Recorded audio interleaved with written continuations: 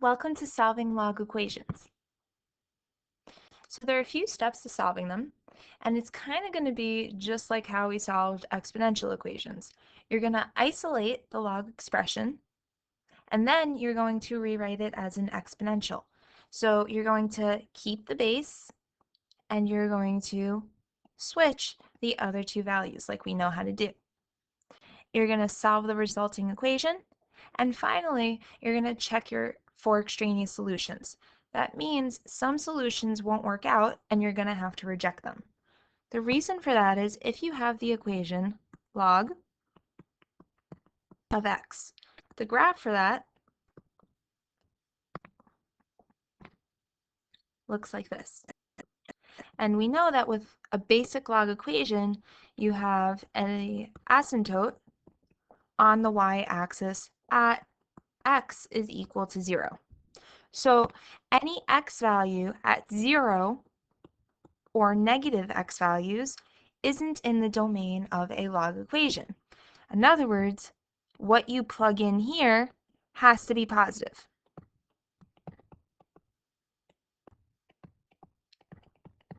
So if you get an answer that when you plug it in makes the inside of a log 0 or negative, you're going to have to reject it.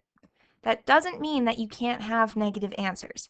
For example, if you had log of, let's say, x minus 7, and you had two answers for this problem. Let's say your two possible answers were 2 and 10.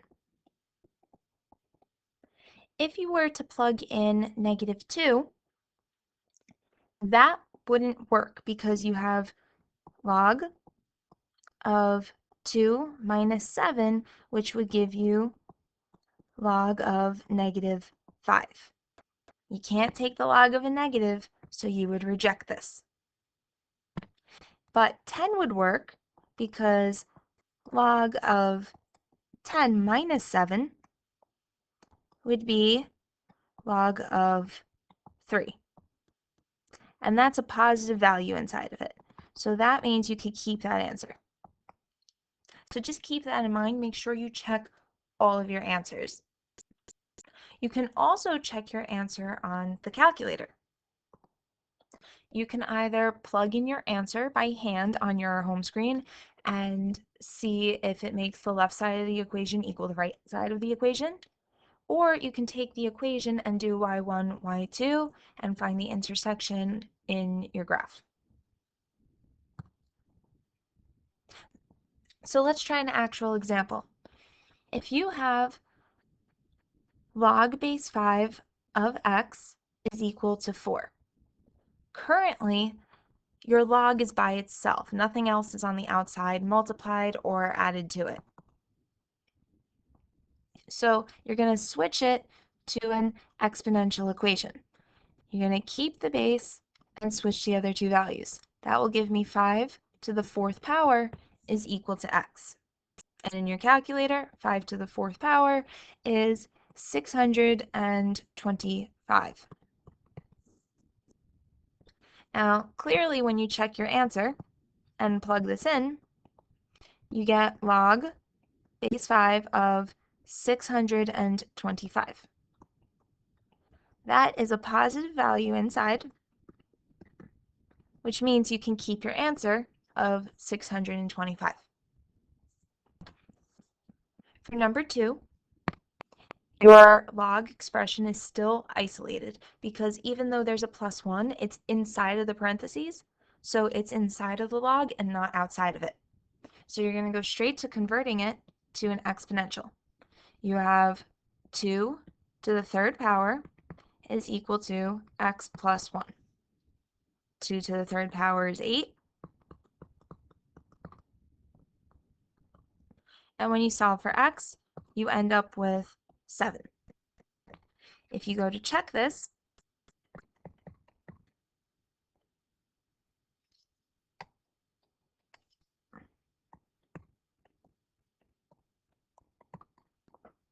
when you plug it in, you have log base 2 of 7 plus 1, and that gives you log base 2 of 8, which is a positive value, which means you can keep your answer.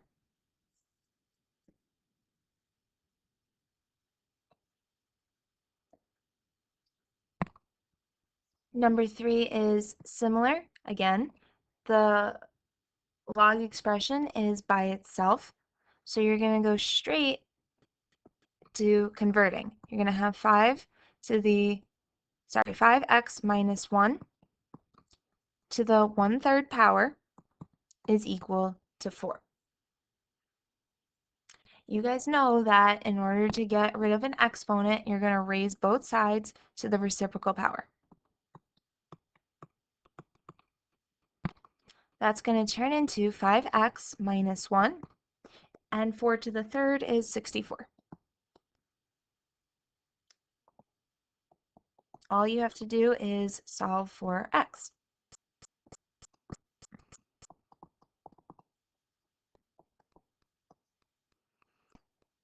Then you have to check. You don't have to write the check out each time, but you do have to be thinking about it on your own.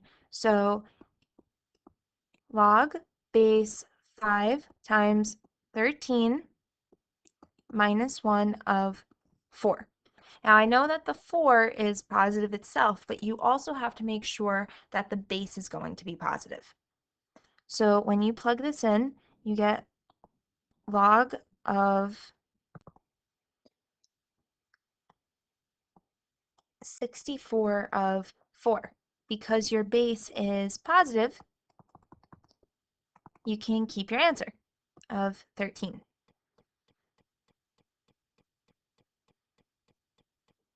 Number 4 is different because there's something on the outside of the log. So your first step in this case is to get rid of the 1/2. And you're going to do that by multiplying both sides by the reciprocal of 2. So why don't you try to solve this one on your own and then check back after.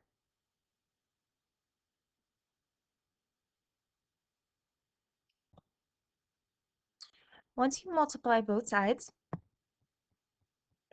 you're going to get log base 10 of x plus 2 is equal to 4. And remember that because there's no base there, that's why I wrote in base 10. You're going to keep the base and switch your two values, and you should be getting 10 to the 4th is equal to x plus 2. From there, you're going to solve the resulting equation, and you should be getting 9,998. When you go to check and plug it in, 9,998 plus 2 is a positive value, which is why you can keep your answer.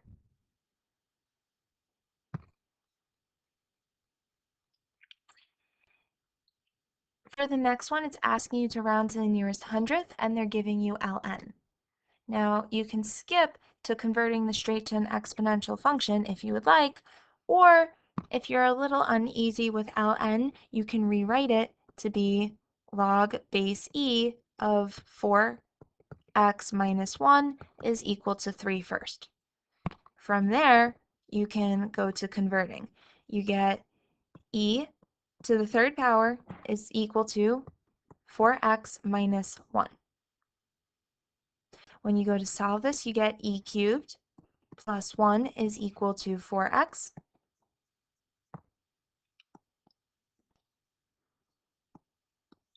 Divide by 4 on both sides to get x by itself.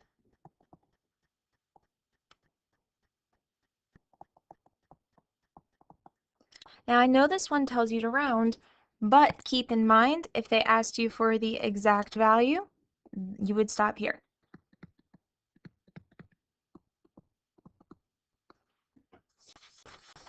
When you go and put that in the calculator using alpha y equals, you should be getting about 5.27 as an answer. Why don't you try the next one on your own?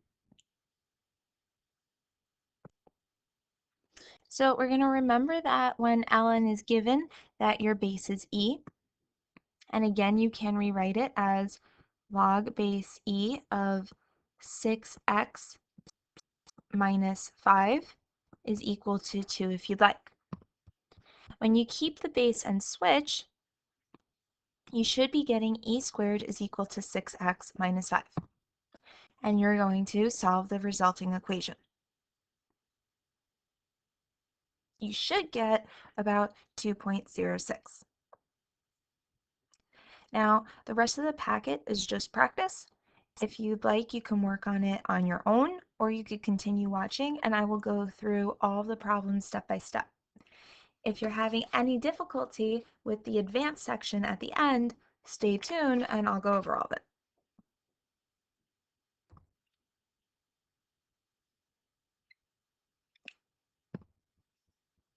Remember that exact value means do not use your calculator. We're not rounding.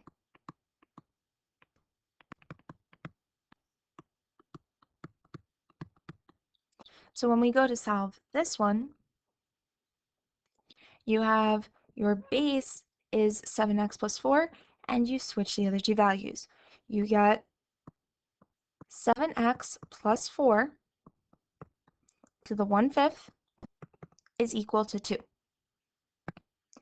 Raise both sides to the reciprocal power, which in this case is 5.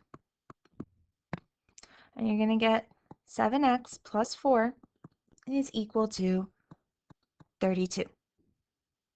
When you solve this equation, you get 7x is equal to 28, so that x is equal to 4.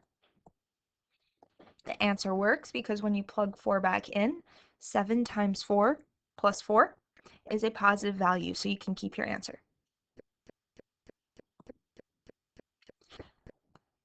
For this one, make sure you don't use your calculator, and we're going to convert. We know that we have a base e, and we're going to switch the other two values.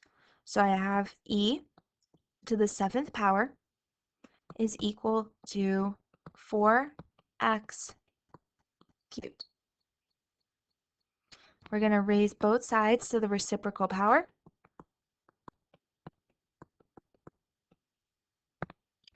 And from there, we're going to get e to the 7 over 3. Doesn't look like a 7. Is equal to 4x. You don't want to do 7 divided by 3 because that's going to give you 2.3 repeating, and that's not exact. When you solve for x, you get your exact value answer of e to the 7 over 3 all over 4.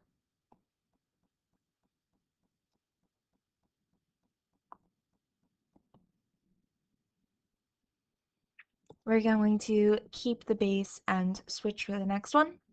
So you're going to get x plus 4 squared is equal to 17x minus 4. Now, please don't write x squared plus 16. You need to use the box method to multiply it out. So you're going to get x squared plus 8x plus 16 is equal to 17x minus 4. You're going to get everything to one side and set it equal to 0. So I'm going to bring over the 17x and I'm going to bring over the 4. And that's going to give me x squared minus 9x plus 20 is equal to 0. And then you're going to factor and solve with the AM method. Your two numbers that multiply to 20 and add to negative 9 are going to be negative 5 and negative 4. That gives you two answers of x equals 5 and x equals 4. They both work when you plug them in. It makes neither of the expressions negative, so you can keep your answers.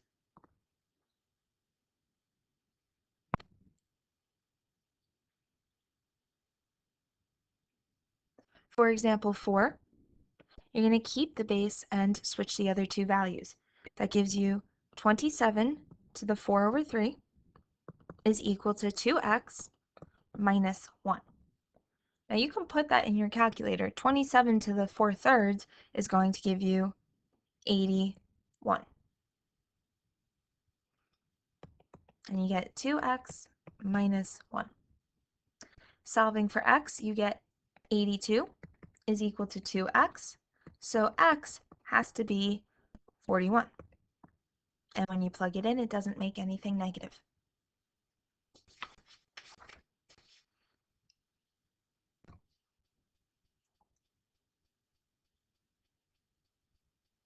For the more advanced problems, you're going to start the exact same way, keeping the base and switch.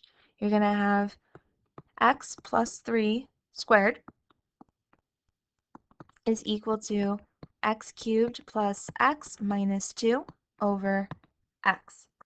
And you're going to start by making sure that you use the box method to multiply that out.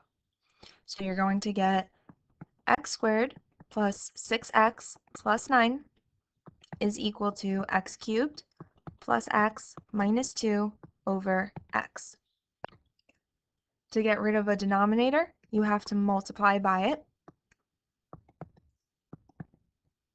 And make sure you distribute that on the left-hand side. On the right-hand side, it's just going to cancel out. You're going to get x cubed plus 6x squared plus 9.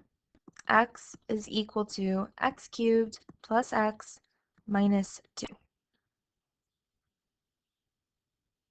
When you bring everything over to the left-hand side, you're going to get 6x squared plus 8x plus 2 is equal to 0. And you're going to notice that that's a GCF of 2. So pull out the GCF. And you're going to have 2 times 3x squared plus 4x plus 1 is equal to 0. Now, this can be factored if you do the bridge method. So you're going to think of two numbers that multiply to 3 and add to 4.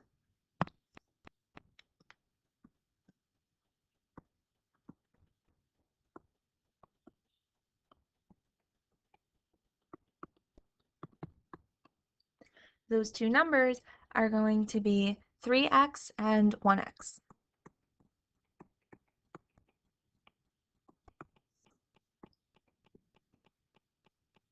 You're going to find the GCF from both little groups. The GCF on the left is 3x, and the GCF on the right is just 1.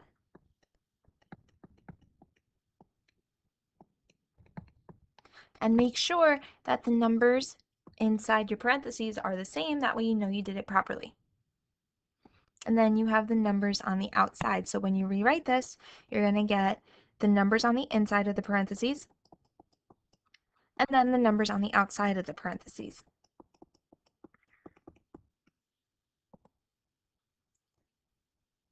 Then you just have to make a t-chart. You're going to get that x is equal to 1. Sorry, x is equal to negative 1 when you solve this.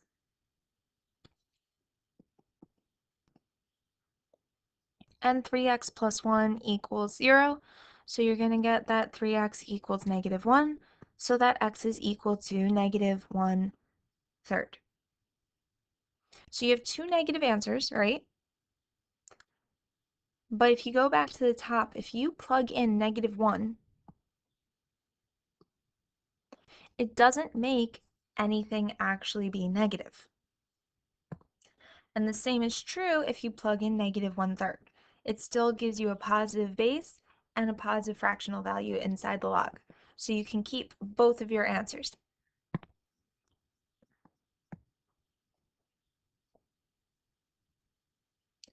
And now for the last one. So first of all, you need to know that your base is 10, right? And then you're going to go and convert. You have 10 to the 10th power is equal to all of that.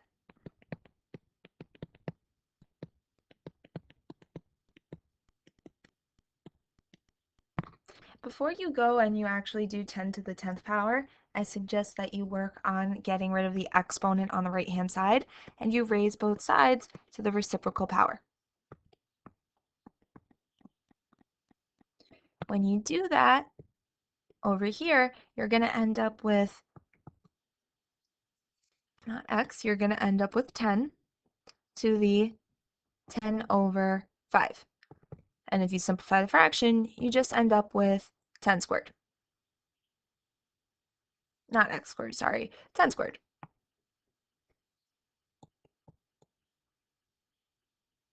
And we know that 10 squared is just going to be 100. So the left-hand side turns into 100, and the right-hand side is going to stay as is without the exponent.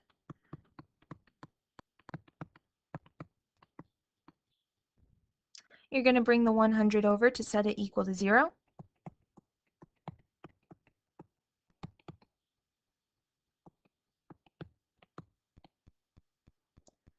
And then you're going to factor just like we did before with the bridge method. So you're going to think of two numbers that multiply to a negative 250 and add to 45.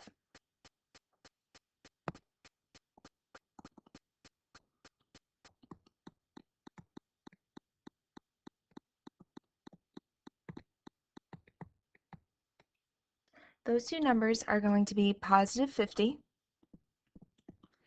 and negative 5x. You're going to take the GCF of both little groups.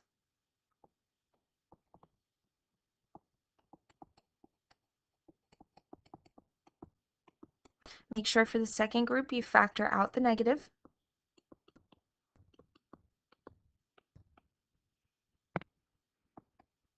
Then you write your insides times your outsides. So you get 0 is equal to your insides of x plus 25 times the outsides of 2x minus 5. When you make a t-chart and solve for this, you get that x is equal to negative 25 and that x is equal to 5/2. Both of them end up working if you plug them in on your calculator and check. So there are your two answers. And that's all for this video. Just make sure that you always remember to check for those extraneous solutions each and every time, even if you're not writing it out.